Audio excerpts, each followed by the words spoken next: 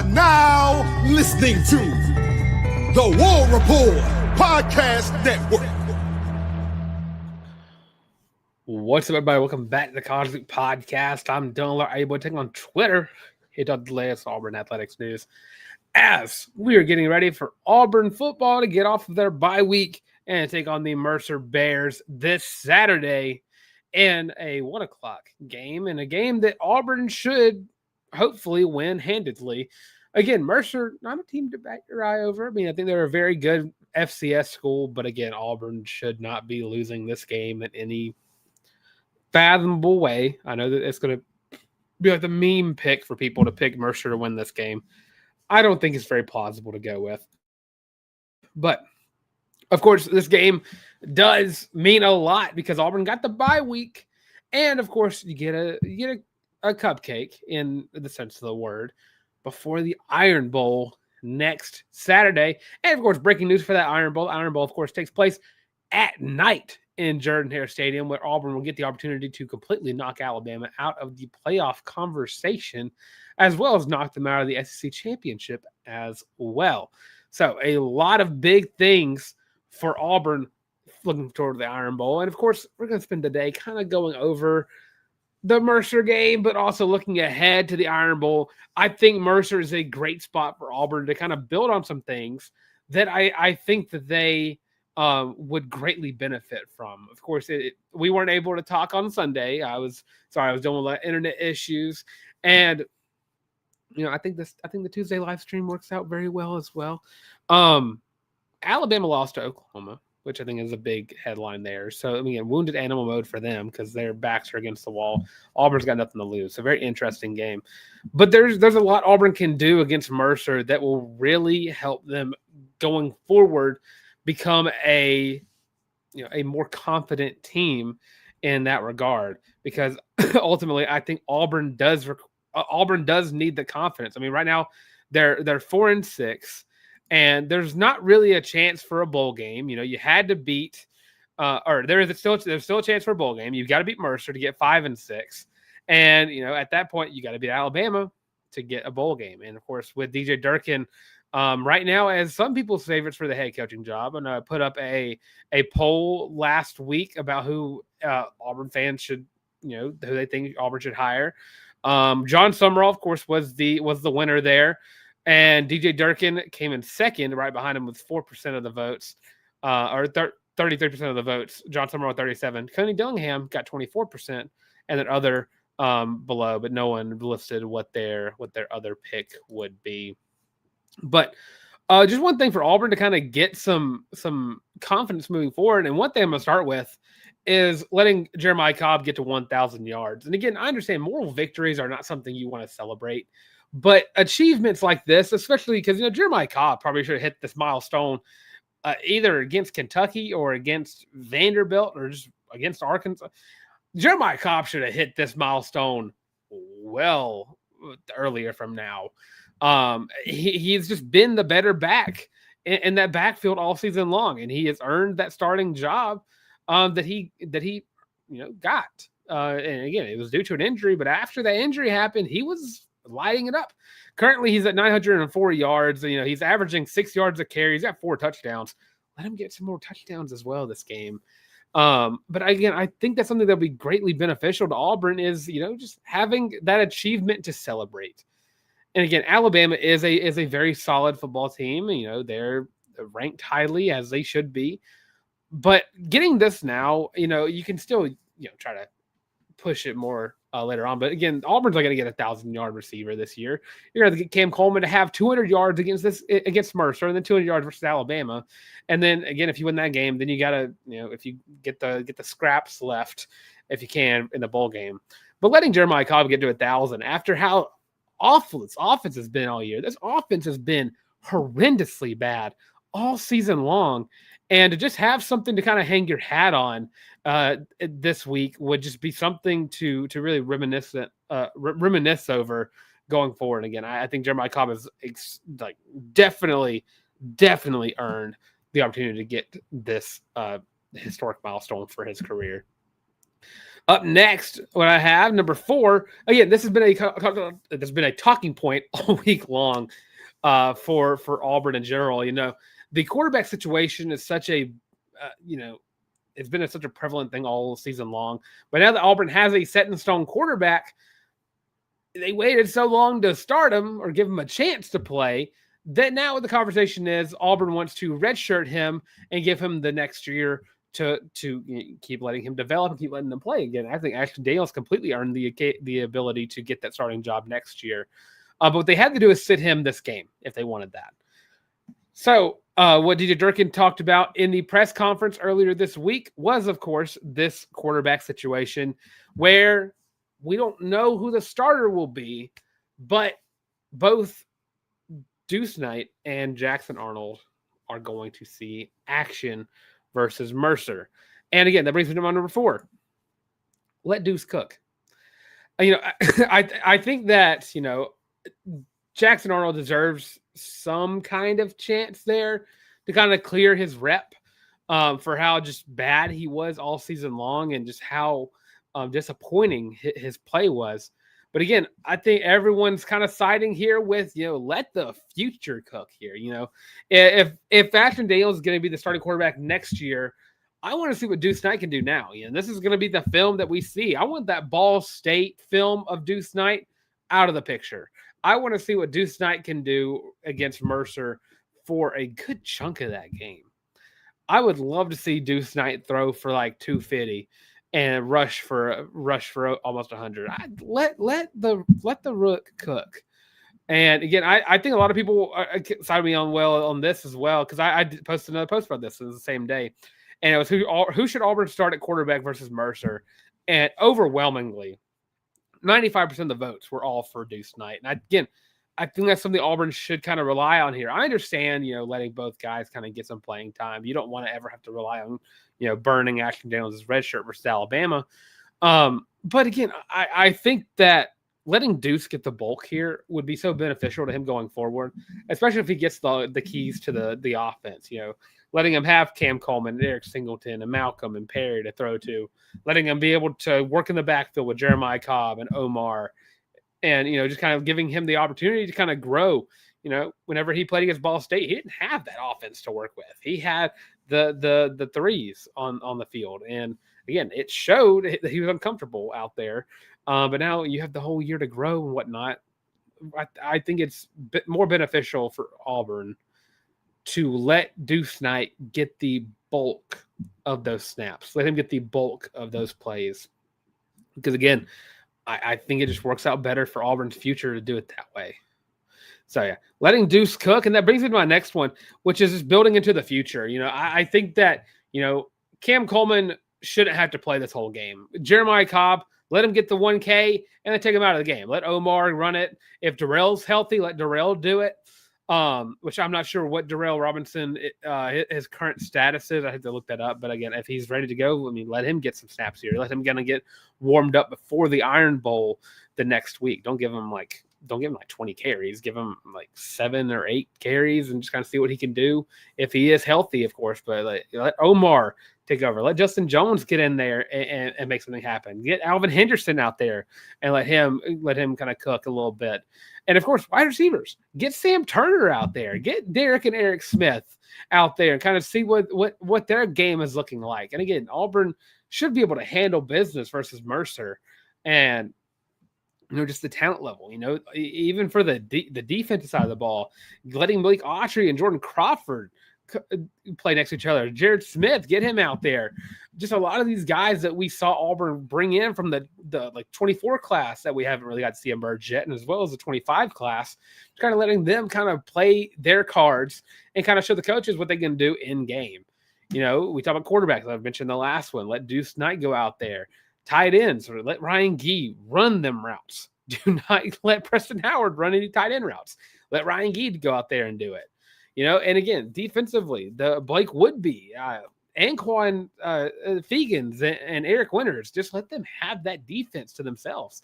Linebackers, Elijah Melendez has been great all season long, and let's see what he can do whenever it's just him out there. So again, I think it's very beneficial for this game for Auburn to kind of build confidence, not only just going into the next week, but going into the next year. We don't know what the future holds for Auburn football right now because, if you go with DJ Durkin, I think there's a lot more player retention. If you keep DJ Durkin on the roster, I think it does loads for your player retention as well. I'm just going to just making sure you have him on the roster. But again, when it comes to building into the future, I think this game will do a lot of good for Auburn going forward, just kind of letting the guys go out there and get it done, especially because it's been such a long time since Auburn has been able to take control of a game. Again, it's been since I keep wanting to say Ball State. I just don't think Auburn really had the comfortability to do that versus South Alabama, but they did versus Ball State. And again, that game right there, those first 3 weeks of the season feel like a millennia ago. I mean, it has been so long since I've been able to watch Auburn football and be comfortable in a game. So just seeing that, I think that Auburn would do a lot of good for themselves to kind of build into what next year and the year after that will look like with the athletes that you were wanting to build around. So I think that helps Auburn so much more when it comes to the confidence level of the team. And again, I think something that really helps the team as a whole, Vanderbilt was not a very fun game to watch defensively. Auburn made a lot of mistakes. Vanderbilt found ways to exploit what Auburn was trying to prepare for. So again, I think, reignite that defense. Mercer is a very good offense. This is a FCS team that has had a quarterback, throw for like 500 yards in a game. Like he has been one of the top quarterbacks in the FCS. This is an offense that has had a game where they had over 800 yards in a single game, which is absolutely ridiculous to think of, no matter what level of the game you're playing on. That's a ridiculous number to hit in a game. I mean, 800 yards, if you put that as a player, just one player over the course of a season, 800 yards is a very good milestone to be at. Wide receiver yards, that's a great number to hit. Running backs, that's a great number to hit. Quarterbacks, not so much. But regardless, Mercer's a very good FCS offense. Auburn should utilize this to kind of, make Mercer make mistakes and get back to your brand of football, your brand of defense that you've been so good at all season long. Getting the quarterback, stopping the run, and ultimately not breaking down. And that's something Auburn has done so well all season long. And again, Vanderbilt was such a hard game to watch from a defensive point of view. So again, I think this game will be a big time moment here for Auburn's defense to just light it up again. And it's just something that Auburn was unable to do last week. So yeah, reigniting that defense will be so beneficial. And then my last thing here, and again, we saw this versus Vanderbilt on the flip side. Just letting loose offensively. I think this plays again to what I was saying. Let Jeremiah Cobb hit that 1K. Let Deuce cook. Build into your future. Let Sam Turner, take it in around, up the corner, or up around the edge right there, and just let him, just do what he can do. Sam Turner was such a big part of Auburn's spring. He was a big talking point all spring long. We all thought he was going to be a starter by the time the season started. And again, I think other players like that, like Perry Thompson, let Cam Coleman play for a quarter and a half. And then guess what? You take Cam out, let him get rested up. Take Eric out, let him get rested up. And then Perry Thompson, let Perry Thompson cook. We were all there at the spring game, put that in quotes as well. Deuce Knight loves to throw the football to Perry Thompson. Let him do that this game. Let Perry Thompson have a out game. And again, he's had one here and now, but let him get a big game here. And again, it's Mercer. I understand that. It's an FCS team. And again, knock on wood, I don't want to sound like I'm just completely downplaying Mercer as an opponent. I mean, they will give teams fit if the team allows them to. But again, I think letting Perry Thompson have a big time game will be so beneficial to Auburn's offense. Allowing them to, Alabama, you have to look out for, you already have to look out for the gadget ability of Malcolm Simmons and the inside route ability of Eric Singleton, and then just overall just Cam Coleman, that they're just open their eyes up to what Perry Thompson can do. And again, this is the Alabama recruited Perry Thompson. So, I mean, they understand who he is. Auburn flipped him from there. but they've not seen Perry Thompson like Auburn X Factor Perry Thompson yet. And again, haven't really got to see a whole lot of him this season because, he was playing behind Horatio Fields, which again, I love Horatio. Horatio is a really good receiver. Perry Thompson should have been starting over Horatio Fields. Horatio Fields is a guy who, I think for what this wide receiver room looks like, he's a very solid, he has the best hands on the team. I think Horatio Fields should have been running those tight end routes that Preston Howard was getting or is getting. He should have been that guy. So it's for sure 7-yard catches. That should be Horatio Fields. If you put Horatio Fields in the same route positions as you put Preston Howard, different story for most of the season. But yeah, let Perry Thompson go off. Again, Derek and Eric Smith. I want to see those two ball out. But I want to see this offense put up 40 points. Again, I'm looking at the schedule real quick. Auburn currently has played 10 games this season. They have hit 40 once. And again, bringing it up, Ball State.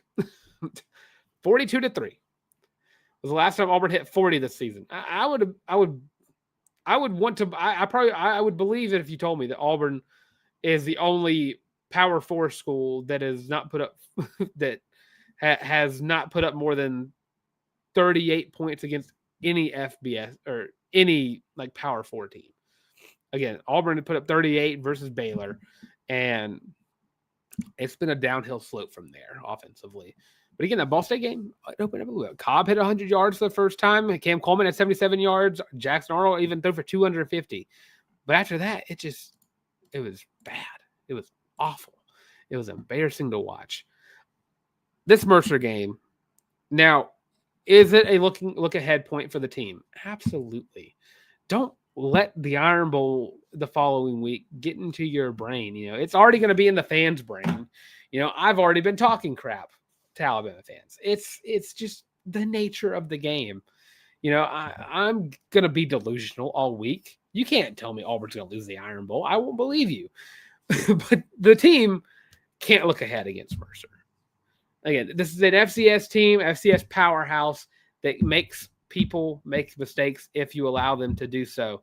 Again, Mercer is a very solid team. They are 9-1 in their in FCS. And they have taken care of business against almost everybody except for Presbyterian, where they lost 15-10. But the Citadel, 38-0. That's what FBS teams are doing to the Citadel. Sanford, 45-21. Princeton, 38-14. VMI, 62-0. 52-28 versus Furman.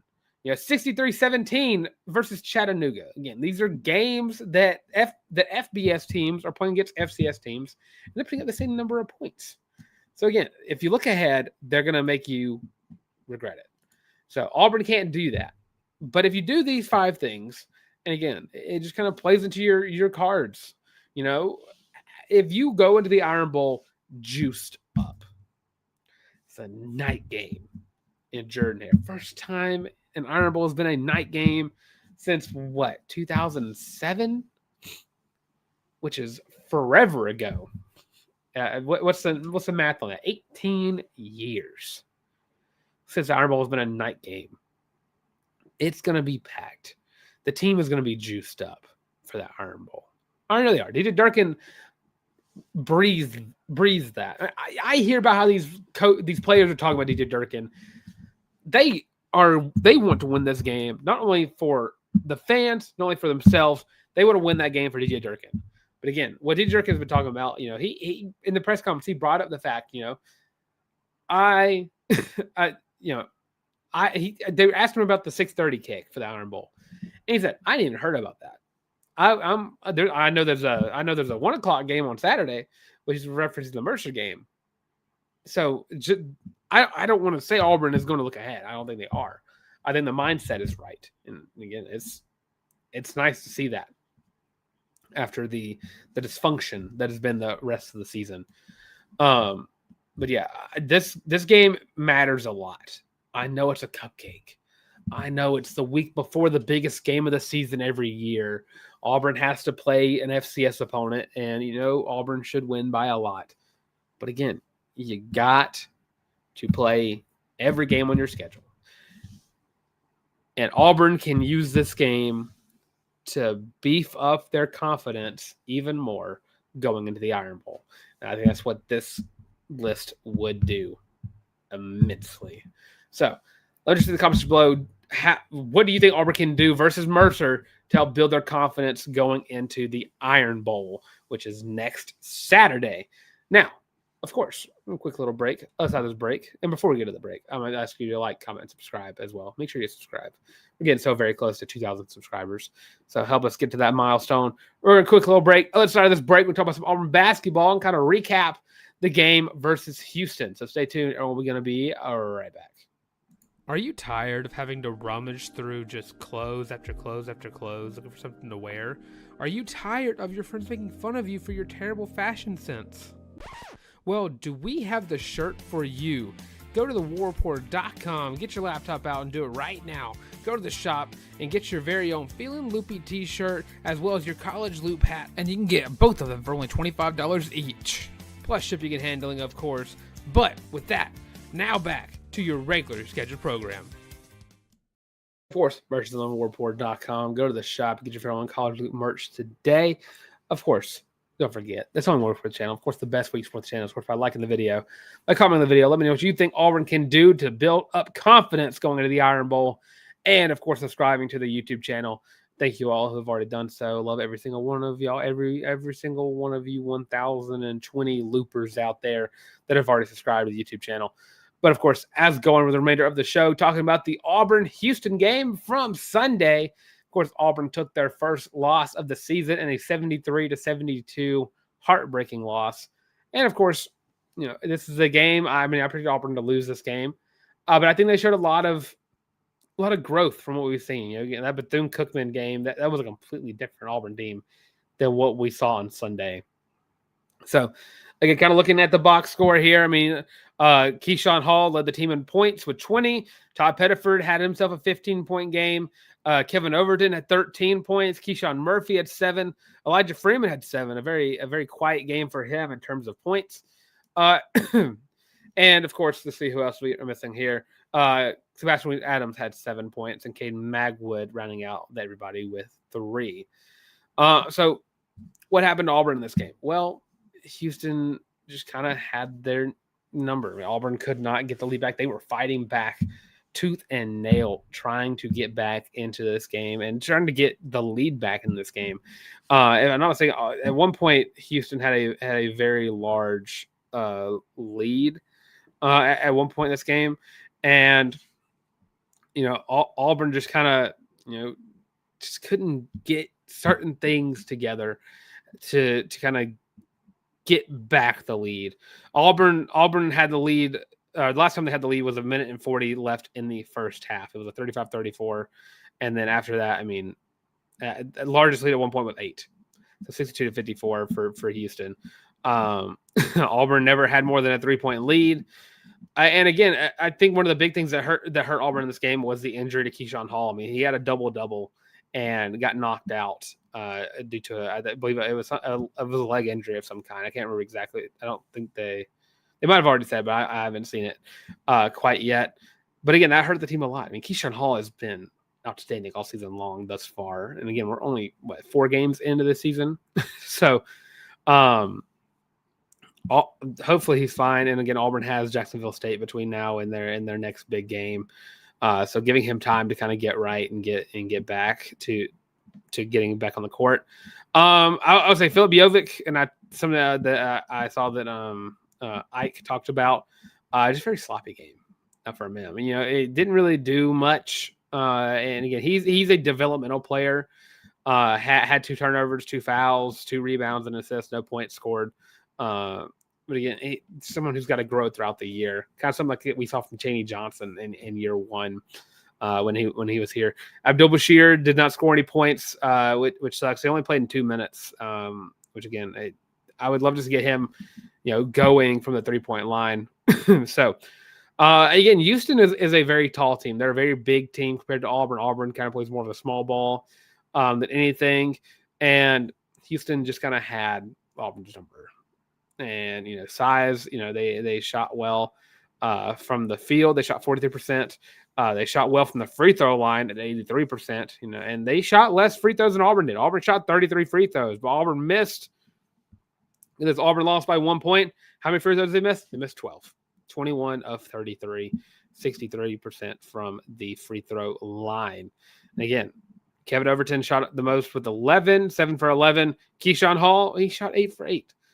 And again, it's just something Auburn's got to get better at. They're growing every game. There are positives to see from every single game from Auburn going forward. Again, that Bethune-Cookman game was like the worst we've seen thus far. This game, and I don't understand when people say this. Everyone was talking about how Auburn should be unranked after this game. I don't understand that.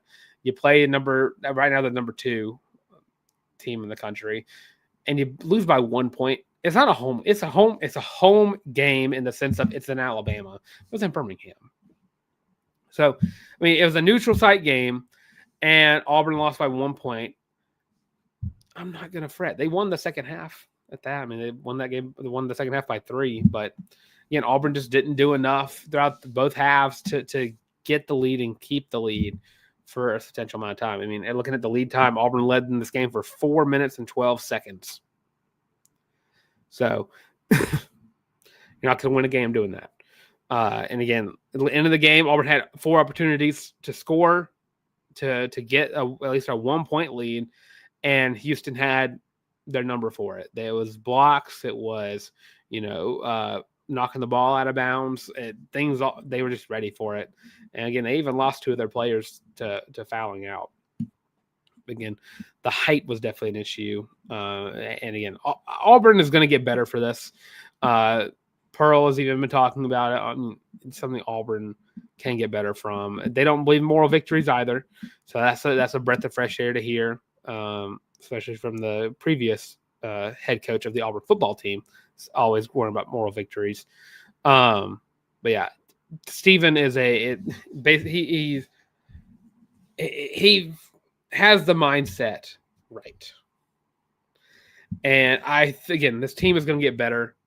And again, Bruce taught him so well, and I'm stoked to see what the remainder of the year has. Of course, up next for them, I mean, dude, they have Purdue coming up. They have a ton of big teams coming. If I'm not mistaken, and I'm not mistaken. I just don't have that. I'm pulling up a schedule so I can use my words correctly. Not Purdue, Michigan. They have Michigan coming up next on the 25th. So getting a rematch from March Madness last season. But you have Jackson State. I said Jacksonville State earlier. Jackson State up next on the 19th. And you have Oregon on the 24th, and then Michigan on the 25th. So that'd be I believe the day of Thanksgiving or the day before Thanksgiving. Try to pull up my calendar. Oh, 25th is Tuesday. Oh, I don't know. I thought that was later in the week. They put on Thanksgiving last year. But then after that, I mean, you have a basically a week to work with before you play against number 25 team in the country at NC State, and then Arizona number 4 in the country. You got plenty of time to get better, and you got better opponents to play against to help you get even better. Again, SEC play is going to be big time. Again, Georgia is going to be good. A&M is going to be good. Just a lot of these teams to kind of just get ready for, and the non-cons to help you get ready for the conference play. And I think Auburn is doing a number for that. I mean, the Merrimack game, Wofford game that showed you Auburn's offense is very potent, and you just got to get better in some aspects. Free throws got to get better. Shooting from that 3-point line got to get better. They got to take smarter shots. Just got to play smarter. And again, I still feel very well about where I predicted this team to finish. I think Sweet 16 is still a very good spot for this team to get to. So that's where I am, Auburn basketball. Again, I think that this is not a bad game. I don't think 73 as a loss. Losses suck, but I think this is not a bad loss. This is a very solid loss. You hard fought through the very end, and you had opportunities to win it in the end, and you just couldn't make them work. So not going to get any gripes from me about it. But that's going to do it on the College League podcast. Of course, leave me your thoughts on Auburn basketball. Where do you think Auburn basketball is going to finish out in the year? I'm still sticking on my Sweet 16 pick. But of course, with that being said, thanks for tuning in to the Installment College League Podcast. I'm Dylan Larck, able to on Twitter, Instagram as well at Dylan Larck, DYLNLARCK. And of course, you can find me right in the College League Podcast. Or like, comment, and subscribe. Of course, don't forget to help us get to that next milestone of 2,000 subscribers. So thank you all who've already subscribed to the YouTube channel. Thank you to everyone who has been watching along. Thank you to everyone who's already liked the video. And of course, don't forget to leave your thoughts on the Auburn Mercer game. Give me your way too early predictions right now. Of course, Thursday we'll be previewing Auburn versus Mercer. And of course, giving the pick'ems for the week. So stay tuned for that. That being said, College League Podcast. And as always, War Eagle.